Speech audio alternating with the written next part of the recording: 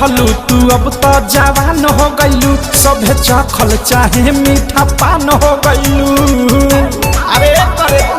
अरे सुनो हो लइका रहलू तू अब तो जवान हो गईलू, सभे चखल चाहे मीठा पान हो गईलू। झीली दर डरे से दिल में बान मारता, ऐसन बदबा लाजो रे पलाजो तोहर जान मारता, लाजो रे पलाजो तोहर जान मारता, लाजो रे पलाजो तोहर जान मारता, लाजो रे पलाजो तोहर जान मारता।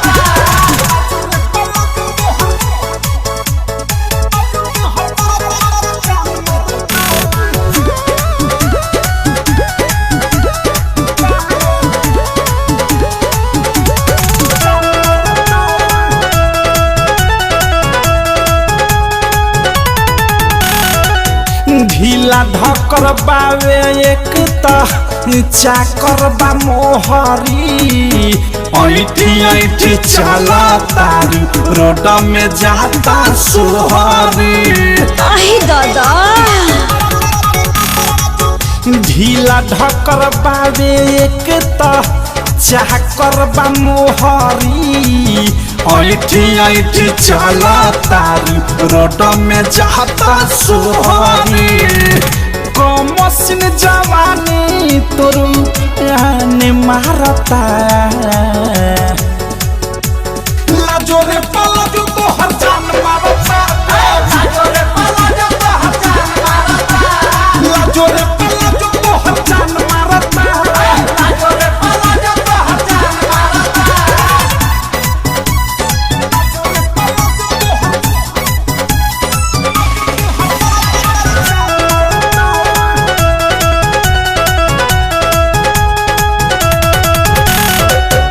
बॉडी के बनावट लहू के कैसन बका पारा, प्रेमिया देश देखी देखी कह दिला फारा।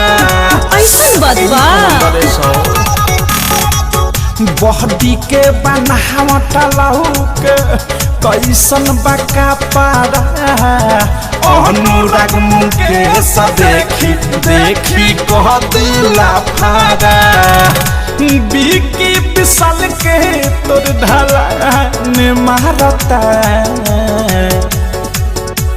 लाजो रे पलाजो तोहर जान मारता, लाजो रे पलाजो तोहर जान मारता, लाजो रे पलाजो तोहर जान मारता, लाजो रे पलाजो तोहर जान मारता। हो लइका रहलू तू अब तो जवान हो गईलू, सभे चखल चाहे मीठा पान हो गईलू।